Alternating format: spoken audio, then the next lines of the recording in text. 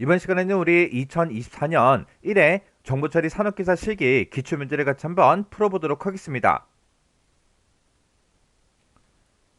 축적교환 방식은 그러고 나왔죠? 자, 우리 축적교환 방식이라는 거는 송신 측에서 이제 전송한 그 데이터가 있을 거예요. 그 전송한 그 데이터를 송신 측의 교환기에다가 저장을 시켜요. 저장을 시켜놨다가 다시 적절한 통신 경로를 이제 선택해서 수신 측 터미널에게 전송하는 그 방식을 보고 우리가 이제 축적교환 방식이다. 그렇게 이제 불러요.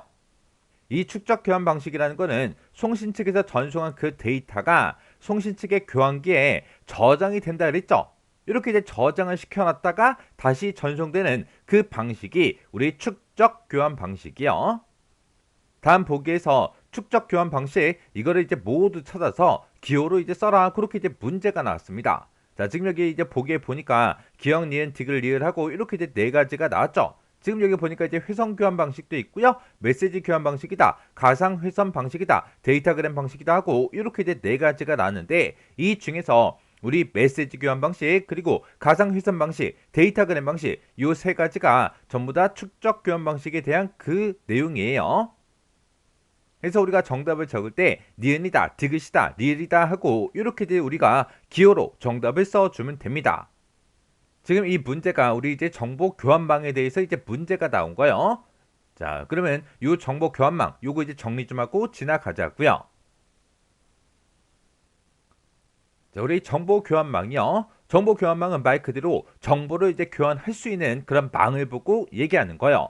이 정보 교환망에 보게 되면 크게 종류를 세 가지로 이제 구분할 수 있습니다. 자, 지금처럼 이렇게 이제 회선 교환망이라는 것도 있고요. 우리 메시지 교환망이라는 것도 있고 패킷 교환망이다 해서 이렇게 이제 세 가지 종류가 있어요. 자, 그럼 이제 우리 회선 교환망이 뭔지, 메시지 교환망이 뭔지, 패킷 교환망이 뭔지 요거 좀 이제 살펴보자고요.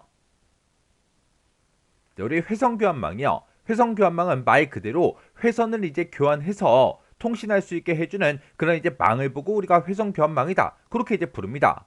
좀 더 이제 쉽게 얘기를 하게 되면 요즘에는 이제 볼 수가 없지만 옛날 이제 1960년대, 70년대 그때까지만 하더라도 우리가 이제 전화를 걸 때 전화 번호를 누르는 게 아니라 우리 영화나 이제 드라마 같은 데 보면은 전화기에 이제 수화기를 들고 옆에 달려있는 거 뭔가를 계속해서 막 돌리죠. 돌리고 나면 그 전화가 이제 교환국이랑 서로 이제 연결이 된다고요. 그래서 이제 어디랑 연결시켜 달라. 그렇게 이제 교환원한테 그렇게 이제 얘기를 하게 되면 그 교환원이 전화선을 뚝 빼가지고 그 집에다가 이제 꽂아준다고요. 그러면 그 집과 나는 이제 1대1로 연결이 돼서 전화 통화를 할 수가 있습니다. 그런 거를 보고 우리가 이제 회선교환망이다. 그렇게 이제 부르는 거예요. 얘는 통신을 원하는 이제 두 지점이 있을 거 아니에요. 그 두 지점을 교환기를 이제 이용해서 물리적으로 접속을 시켜서 통신하는 그 방식을 보고 얘기하는데 가장 대표적인 게 우리 음성 전화망이요. 그래서 내가 이제 상대방과 이제 통화를 하고 싶어요. 통화하기 전에 데이터 전송 전에 먼저 뭘 해야 된다? 통신망을 통한 연결이 이제 필요하더라.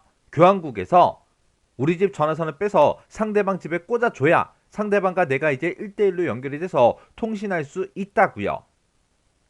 그렇게 일단 접속이 되고 나면 그 통신에서는 전용 회선, 우리가 지금 사용하고 있는 전용 회선 있죠? 그 전용 회선을 이용해서 통신하는 것처럼 데이터가 전달이 돼요. 그래서 고정 대역 전송이 이제 가능하고요. 그리고 접속할 때는 이제 긴 시간이 이제 소요가 되지만 일단 접속이 딱 하고 되고 나면 전송 지연이 거의 없이 실시간으로 전송이 가능한 게 우리 이제 회선 교환망이라는 거예요. 그래서 회선 교환망이다라고 하게 되면 옛날 전화 그거 이제 생각하면 돼요. 그다음에 이제 우리 메시지 교환 방식이요. 메시지 교환 방식은 뭘 생각하면 되냐? 자, 우리가 이제 핸드폰을 가지고 우리가 문자 메시지를 이제 주고받고 할 수 있죠. 그때 내 핸드폰에서 이제 상대방한테 이제 문자 메시지를 뿅 하고 보내면 내 핸드폰에서 상대방 핸드폰으로 문자가 한 방에 이렇게 이제 쭉 하고 날아가는 게 아니에요. 예를 들어서 이제 무슨 사건 사고가 이제 발생했다고 생각을 한번 해보자고요. 그러면 맨 처음에 이제 경찰이 이제 조사를 시작할 때 통신 기록부터 확보를 하죠. 해서 그 사람이 이제 핸드폰을 가지고 누구랑 최근에 이제 전화 통화를 했는지 어떤 메시지를 주고받는지 그걸 먼저 조사한다고요. 그걸 이제 조사할 수 있다. 그 얘기가 무슨 말이냐? 예를 들어서 내가 이제 KT를 쓴다고 생각해 보세요. 그러면 내가 작성한 그 문자 메시지는 상대방한테 한 방에 직접 날아가는 게 아니라 중간에 이제 KT를 이제 거쳐요. 해서 내가 보낸 그 문자 메시지는 KT로 이제 전송이 되는 거고 KT에서 그 내용을 전부 다 이제 저장하고 있다가 상대방한테 이제 전송을 시켜 준다고요. 해서 중간에 이렇게 이제 저장이 되기 때문에 무슨 사건 사고가 이제 발생하게 되면 경찰이 통신 기록을 이제 확보해서 그 내용을 가지고 이제 조사를 이제 한다고요. 이런 걸 보고 우리가 이제 메시지 교환망이다 그렇게 이제 생각을 하시면 돼요. 그래서 중간에 껴있는 그 교환기가 일단 송신 측에서 보낸 그 메시지를 받아요. 내가 문자를 뿅 하고 이제 전송하게 되면 그걸 이제 KT가 받는다고요. KT가 받아서 그걸 저장한 후에 전송 순서가 되면 이제 수신 측으로 이제 전송을 이렇게 이제 해준다고요. 그때 각각의 이제 메시지마다 전송 경로를 전부 다 이제 결정하고요. 그리고 수신 주소를 붙여서 상대방한테 이제 전송을 이제 시켜주는 겁니다.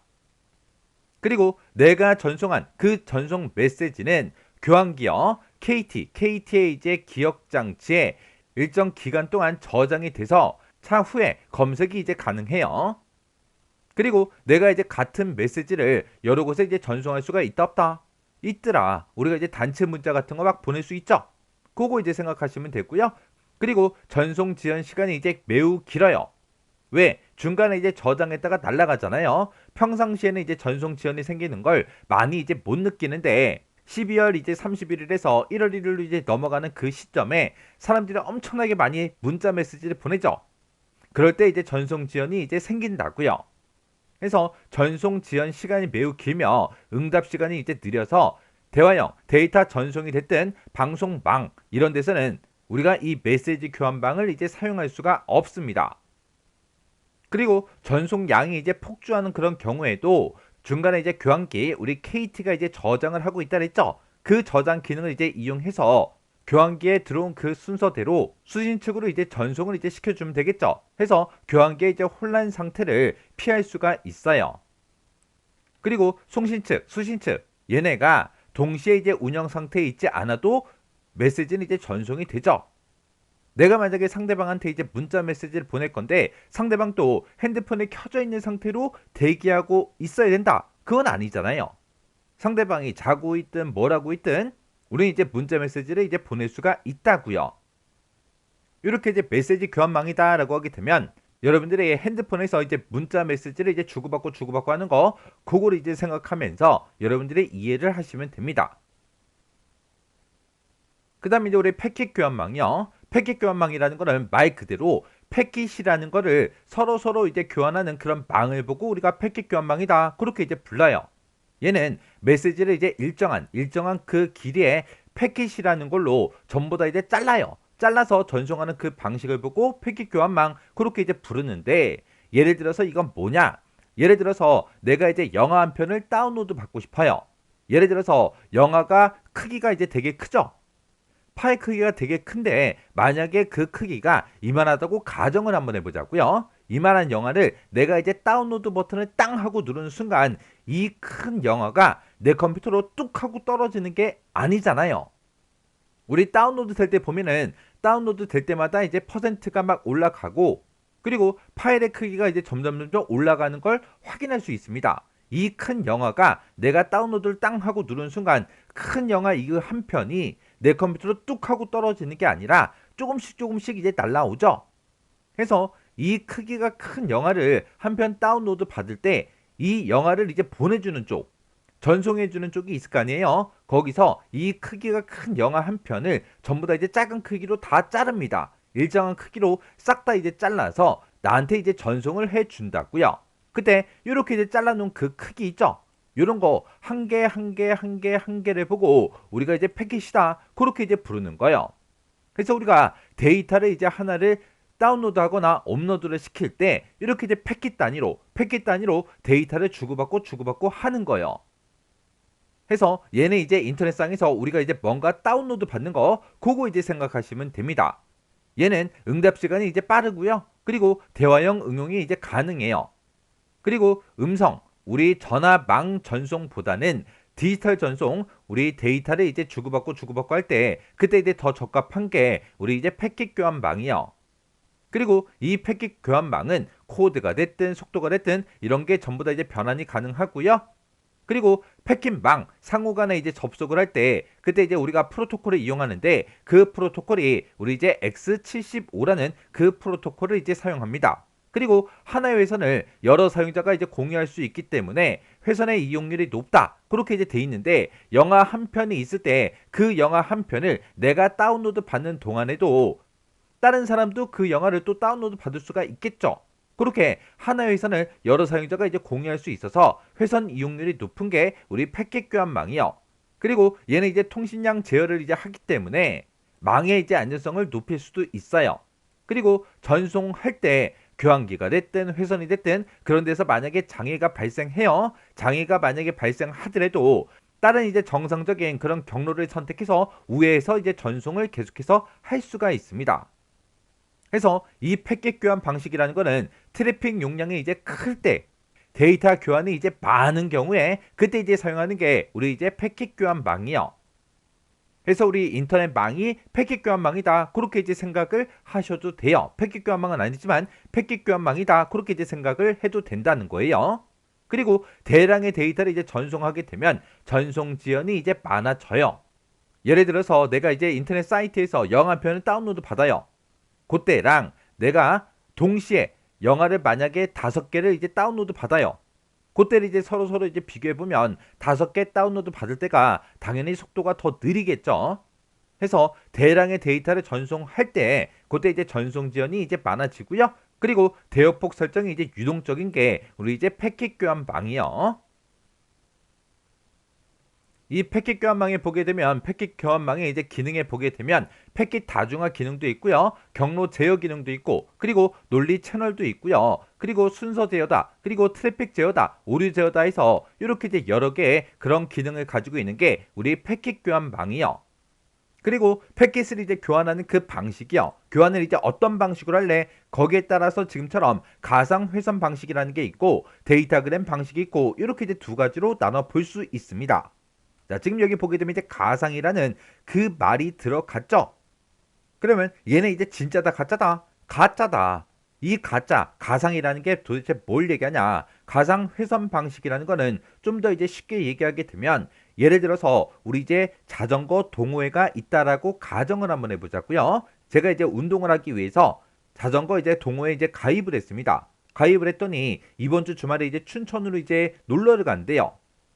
그러면 그 동호회 사람들이 한 곳에 전부 다 이제 직결할 거예요. 한 곳에 이제 직결을 해서 춘천까지 이제 찾아가는데 어떤 길로 어떻게 가고 중간중간에 어서 쉬자 그런 것들을 전부 다 이제 정할 거예요. 정해놓고 그 사람들이 정해진 그 길로 목적지까지 이제 찾아갈 거라고요. 실제로는 거기서 정해놓은 그런 경로가 진짜로 있는 거예요, 없는 거예요? 없는 거죠. 그래서 단말기 상호 간에 논리적인 그런 가상의 이제 통신의 가상의 이제 경로를 미리 이제 설정한다고요. 설정을 해놓고 송신지와 수신지 그 사이에 연결을 이제 확립한 다음에 설정된 그 경로, 정해진 그 경로를 통해서 패킷들이 이제 순서적으로 이제 운반이 되는 그런 방식을 보고 우리가 이제 가상 회선 방식이다. 그렇게 이제 부르는 거예요. 그때 통신이 이제 이루어지는 그런 컴퓨터들 사이에 데이터 전송이 되는데 안전성과 이제 신뢰성 그런 것들이 이제 보장이 됩니다. 그리고 정해진 순서대로 이제 찾아가기 때문에 패킷의 송수신 그 순서가 이제 똑같아요. 그러면 가상 회선 방식이라는 거는 논리적인 가상의 이제 경로 그걸 미리 설정한다 그랬죠. 그래서 맨 처음에 이제 홀을 먼저 설정해요. 경로를 딱 설정해 놓고 그리고 그 길을 그 경로를 따라서 데이터가 전송이 된다고요. 그리고 데이터 전송이 다 끝나면 호 해제라는 걸 이제 합니다. 그렇게 해서 출발지에서 이제 목적지까지 그렇게 이제 찾아가는 그런 방식을 보고 우리가 가상 회선 방식이다. 그렇게 이제 생각하시면 돼요. 그 다음에 우리 이제 데이터그램 방식이요. 이 데이터그램 방식은 뭘 생각하면 되냐? 예를 들어서 이제 부산에 이제 친구들이랑 같이 이제 놀러를 갈 거예요. 놀러를 가는데 그 친구들이 한 동네에 살면 같이 이제 만나서 같이 이제 출발해서 같이 목적지까지 가면 되겠죠. 근데 한 명은 이제 서울 살고, 한 명은 이제 강원도에 살고, 한 명은 이제 대전에 살고, 한 명은 이제 대구에 살고, 한 명은 이제 광주에 삽니다. 그렇게 여러 곳에 이제 떨어진 그런 이제 친구들이 있을 때 그 친구들이 이제 한 장소에 만나서 목적지까지 가기에는 너무너무 힘들겠죠. 그래서 그 친구들한테 전부 다 이제 목적지, 부산의 그 목적지만 알려주는 거예요. 목적지하고 몇 월 며칠 몇 시에 만나자. 그것만 이제 딱 정해놓고 한 장소에 만나서 이제 노는 겁니다. 그게 이제 데이터 그램 방식이요. 얘는 연결 경로를 따로 설정한다 안 한다? 하지 않더라. 얘는 인접 노드들의 트래픽 상황을 이제 감안해서 각각 패킷들의 이제 순서에 상관없이 독립적으로 그렇게 이제 운반을 하는 그런 방식을 보고 우리가 데이터 그램 방식이다. 그렇게 이제 부르는 거예요.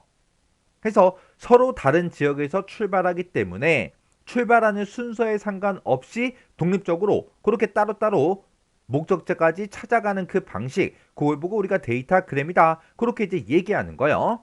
그래서 얘는 패킷마다 전송 경로가 다 똑같다 다르더라. 그리고 송수신 순서가 전부 다 이제 다 다를 수도 있겠죠. 해서 얘는 이제 부하가 적거나 간헐적인 그런 통신에 이제 적합한 게 우리 데이터 그램 방식이요. 그래서 우리가 패킷 단위로 이제 데이터를 주고받고 할 때 그때 이제 패킷 교환망 얘를 이제 이용하는데 그때 가상의 이제 경로를 설정하는 게 가상 회선 방식이고 가상의 경로를 이제 설정하지 않고 각각 따로따로 전부 다 출발해서 목적지에서 한꺼번에 이제 만나는 그 방식이 우리 데이터 그램 방식이요. 자, 그럼 이 내용 좀 정리 좀 한번 해보자고요. 자, 우리 정보 교환망에는 지금처럼 회선 교환망이다, 메시지 교환망이다, 패킷 교환망이다 하고 이렇게 이제 세 가지가 있죠. 이렇게 이제 세 가지가 있는데 그때 이 패킷 교환망에서는 우리가 이제 데이터를 교환하는 그 방식에 따라서 또 두 가지가 더 있었죠. 우리 가상 회선 방식이라는 것도 있었고 그리고 데이터 그램 방식도 있었고 이렇게 이제 두 가지가 더 있다고요. 그리고 메시지 교환망 같은 경우에는 내가 전송한 그 문자 메시지는 교환기 KT가 됐든 SK가 됐든 내가 이용하고 있는 그 통신사에 어딘가에 내가 메시지 보낸 거 그게 어딘가에 이제 저장이 된다 그랬어요. 그리고 패킷 교환망이다 라고 하게 되면 누군가가 이제 영화를 이제 업로드를 해 놨겠죠. 어딘가에 저장시켜 놓은 거를 내가 이제 다운로드를 받는다고요. 그렇게 중간 어딘가에 뭔가를 이제 저장을 시켜 놨다가 그걸 이제 전송하는 그 방식을 보고 우리가 이제 축적 교환 방식이다. 그렇게 이제 불러요. 그래서 이 축적 교환 방식이라는 거는 송신 측에서 전송한 그 데이터 있죠. 그 데이터를 송신 측 교환기에다가 저장을 시켜요. 저장을 시켰다가 이거를 적절한 이제 통신 경로를 선택해서 수신 측한테 전송하는 그 방식, 그걸 보고 우리가 축적 교환 방식이다. 그렇게 이제 얘기하는 거예요. 그래서 이 축적 교환 방식에는 우리 메시지 교환망하고 패킷 교환망 얘네가 이제 우리 축적 교환 방식에 해당하는 거예요. 그래서 축적 교환 방식이 아닌 거는 우리 회선 교환망이요. 자, 그럼 이제 우리 정보 교환망에 대해서 알아봤는데 이 정보 교환망의 종류는 어떤 것들이 있고 어떤 특징들을 가지고 있는지 여러분들이 정확하게 파악하시고 지나가시기 바랍니다.